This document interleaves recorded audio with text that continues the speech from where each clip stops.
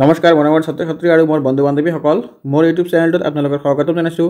আজি মই লৈ আহিছোঁ ক্লাছ 6ৰ চেপ্টাৰ নম্বৰ 14 স্থায়ী সাহিত্য শাসন ব্যৱস্থা অনুশীলনী 1।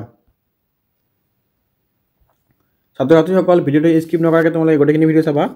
তোমালোকৰ কাৰণে ইয়াত অতি সহজভাৱে আৰু অতি চমুকৈ কুৱেশ্যনবিলাক দিয়া হৈছে।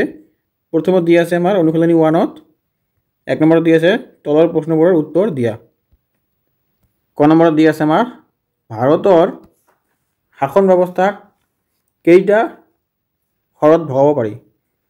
আমাৰ ভাৰতৰ শাসন ব্যৱস্থা কেইটা ভাগত ভগাব পাৰি তাকে ইয়াতে কৈছে। ইয়াৰ উত্তৰত দিয়া আছে ভাৰতৰ শাসন ব্যৱস্থাক 3খন ভাগত ভগাব পাৰি। আমাৰ ভাৰতৰ শাসন ব্যৱস্থা আমি 3টা ভাগত ভগাব পাৰি: কেন্দ্ৰীয় চৰকাৰ, ৰাজ্য চৰকাৰ আৰু স্থায়ী সাহিত্য শাসন। ছাত্ৰ ছাত্ৰীসকল এইটো খুবেই ইম্পৰ্টেণ্ট, তোমালোকে চাই ল'বা, 2 মাৰ্কছত আহিব পাৰে। তাৰপিছত আমাৰ ক নম্বৰত দিয়া আছে স্থায়ী সাহিত্য শাসন মানে কি। ইয়াৰ উত্তৰত দিয়া আছে স্থায়ী সাহিত্য শাসন বুলিলে বুজায় এটা এলেকাৰ জনসাধাৰণৰ দ্বাৰা নিৰ্বাচিত প্ৰতিনিধিৰে গঠিত শাসন ব্যৱস্থা যিয়ে স্থায়ী সমস্যাসমূহ সমাধান কৰে। তাৰপিছত গ নম্বৰত দিয়া আছে আমাৰ স্থায়ী সাহিত্য শাসনৰ প্ৰয়োজনীয়তা কি উল্লেখ কৰা। স্থায়ী সাহিত্য শাসনৰ আমাৰ কি কি প্ৰয়োজনীয়তাৰ প্ৰয়োজন হয় ইয়াৰ বিষয়ে উল্লেখ কৰিবলৈ কৈছে। ইয়াৰ উত্তৰত দিয়া আছে স্থায়ী সাহিত্য শাসনৰ প্ৰয়োজনীয়তা: স্থায়ী সমস্যা তৎপৰতাৰে সমাধান হয়, ৰাইজৰ অংশগ্ৰহণ সুনিশ্চিত হয়, তাৰপিছত বিকেন্দ্ৰিত শাসন ব্যৱস্থা গঢ়ি উঠে আৰু দুষ্ট আৰু পিছপৰা জনগোষ্ঠীৰ উন্নয়ন সাধিত হয়। তাৰপিছত অনুশীলনী 2 1 নম্বৰত দি আছে তলৰ প্ৰশ্নবোৰৰ উত্তৰ দিয়া। ইয়াৰ ক নম্বৰ হ'ল স্থায়ী চৰকাৰ বুলি কাক অভিহিত কৰা হয়। ইয়াৰ উত্তৰত দি আছে স্থায়ী চৰকাৰ বুলিলে বুজায় এলেকাত গঠিত জনতাৰ দ্বাৰা নিৰ্বাচিত চৰকাৰ যি স্থায়ী সমস্যাৰ সমাধান কৰে। খ নম্বৰ গাঁও পঞ্চায়ত এলেকাক কেইটা ভাগত ভগাব পাৰি। আমাৰ গাঁও পঞ্চায়ত এলেকাবিলাকক আমি কেইটা ভাগত ভগাব পাৰি। এটা সহজ কুৱেশ্যন। উত্তৰত দি আছে গাঁও পঞ্চায়তৰ এলেকাক 3টা ভাগত ভগাব পাৰি: গাঁও সভা, গাঁও পঞ্চায়ত আৰু আঞ্চলিক পঞ্চায়ত। তাৰপিছত আমাৰ গ নম্বৰত দি আছে গাঁও পঞ্চায়তৰ 2টা কাৰ্য উল্লেখ কৰা। উত্তৰ পানী যোগান, প্ৰাথমিক বিদ্যালয়ৰ স্থাপন। তাৰপিছত আছে আমাৰ ঘ নম্বৰত গাঁও সভাৰ বিষয়ে চমুকৈ লিখা। এইটো খুবেই ইম্পৰ্টেণ্ট, তোমালোকে আহিব পাৰে 2 মাৰ্কছৰ গাঁও সভাৰ বিষয়ে চমুকৈ লিখা। ইয়াৰ উত্তৰত দি আছে গাঁও সভা হৈছে গাঁও পঞ্চায়তৰ অন্তৰ্গত সকলো ভোটাৰৰ সমষ্টি। ই গাঁও পঞ্চায়তৰ ওপৰত নিৰীক্ষণ ৰাখে আৰু সিদ্ধান্ত ল'বলৈ সহায় কৰে। তাৰপিছত 9 নম্বৰত দি আছে আঞ্চলিক পঞ্চায়তখন কেনেদৰে গঠিত কৰা হয়। ইয়াৰ উত্তৰত দি আছে আমাৰ আঞ্চলিক পঞ্চায়ত গঠন কৰা হয় একাধিক গাঁও পঞ্চায়তৰ নিৰ্বাচিত সদস্যসকলৰ দ্বাৰা। এইটো খুবেই ইম্পৰ্টেণ্ট ছাত্ৰ ছাত্ৰীসকল, 2 মাৰ্কছত আহিব পাৰে, তোমালোকৰ পঢ়ি ল'বা। 6 নম্বৰত দি আছে আমাৰ ভাৰতৰ কোন ৰাজ্যৰ কোনখন জিলাত পোনপ্ৰথমবাৰৰ বাবে গাঁও পঞ্চায়ত গঠন কৰা হৈছিল। এইটো খুবেই ইম্পৰ্টেণ্ট 1 মাৰ্কৰ কাৰণে। 1959 চনৰ 2 অক্টোবৰৰ তাৰিখে ভাৰতৰ ৰাজস্থানৰ ৰাজ্যত নাগৈৰ জিলাত পোনপ্ৰথমবাৰৰ বাবে গাঁও পঞ্চায়ত গঠন কৰা হৈছিল। আমি খুবেই ইম্পৰ্টেণ্ট এইটো ৰাজস্থানটো মনত ৰাখিবা তোমালোকে, কোনখন ৰাজ্যত প্ৰথমে পঞ্চায়ত গঠন হৈছিল, ৰাজস্থানত। ছাত্ৰ ছাত্ৰীসকল যদি তোমালোকৰ ভিডিঅ'টো ভাল লাগিছে চেনেলটো ছাবস্ক্ৰাইব কৰি ৰাখিব আৰু পাৰিলে লগতে বেল আইকনটো দবাই দিব আৰু লাইক কৰিব। তাৰপিছত অনুশীলনী 3 1 নম্বৰত দি আছে তলৰ প্ৰশ্নবোৰৰ উত্তৰ দিয়া। ক নম্বৰ হ'ল অসমত মুঠ কেইখন জিলা পৰিষদ আছে। এইটো খুবেই ইম্পৰ্টেণ্ট তোমালোকৰ 1 মাৰ্কৰ কাৰণে। উত্তৰ অসমত মুঠ 25খন জিলা পৰিষদ আছে। তাৰপিছত খ নম্বৰ হ'ল গাঁও অঞ্চলৰ স্থায়ী সাহিত্য শাসনৰ আয়ৰ উৎসসমূহ কি কি।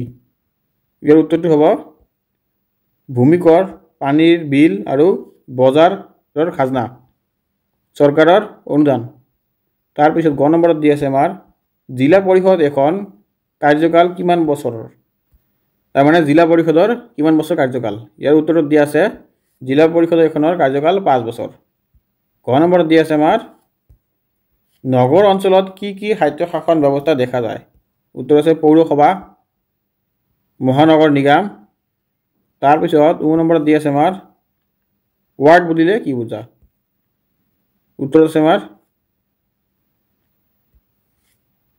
বারডা বুলিলে আমি বুঝো যে বুরিয়াস অফ এপ্লাইড রুরাল ডেভেলপমেন্ট যি পঞ্চায়ত আৰু গ্ৰাম উন্নয়নৰ বিভাগৰ অধীনস্থ সংস্থা তাৰপিছত আমাৰ 2 নম্বৰত দি আছে কোনো এটা অঞ্চল নগৰ হিচাপে পৰিগণিত হ'বলৈ কি কি বৈশিষ্ট্য থকাটো দৰকাৰ ইয়াৰ উত্তৰটো হ'ব কমেও 5000 জনসংখ্যা প্ৰতি হেক্টৰত 400 জন লোক তাৰপিছত 75% লোক অকৃষি কামত নিয়োজিত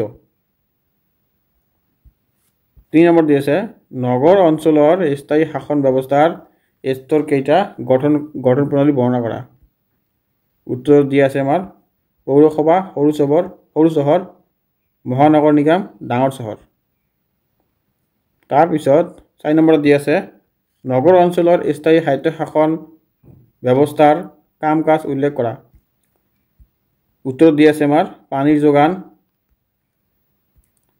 পয় প্ৰণালী ৰাস্তা আলো শিক্ষা স্বাস্থ্য আৰু বজাৰৰ পৰিচালনা অনুসূচনী 4 1 নম্বৰত দি আছে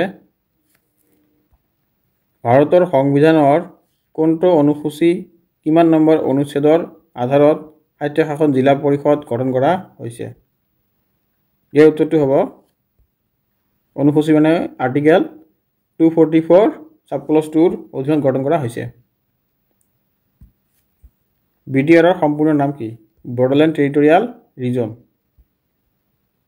তাৰপিছত 3 নম্বৰ আছে অসমত মুঠ কিমানখন সাহিত্য শাসিত পৰিষদ আছে অসমত মুঠ 6খন সাহিত্য শাসিত পৰিষদ আছে 4 নম্বৰত দি আছে অসমৰ কোন কেইখন জিলাত পঞ্চায়ত ব্যৱস্থা নাই উত্তৰ অসমৰ ডিমা হাছাও আৰু কাৰ্বি আংলং জিলাত পঞ্চায়ত ব্যৱস্থা নাই তাৰপিছত আমাৰ অতিৰিক্ত কোশ্চেন এডিশনাল কোশ্চেন 1 নম্বৰ দিছে গাঁও সভা আৰু গাঁও পঞ্চায়তৰ মাজত কি পাৰ্থক্য আছে এটা খুবই ইম্পৰ্টেন্ট তোমালোকৰ 2 মাৰ্কছ আহিব পাৰে গাঁও সভা সকলো ভোটাৰে গঠন কৰা সভা আৰু গাঁও পঞ্চায়ত নিৰ্বাচিত সদস্যসকলৰ দ্বাৰা গঠন কৰা কাৰ্যবাহী সংস্থা তাৰপিছত 2 নম্বৰ আঞ্চলিক পঞ্চায়তৰ মূল দায়িত্ব কি উত্তৰ উন্নয়নমূলক আঞ্চলিক ব্যৱস্থাপনা আৰু শিক্ষা স্বাস্থ্য উন্নয়ন পানীৰ যোগান ৰাস্তা নিৰ্মাণ আদি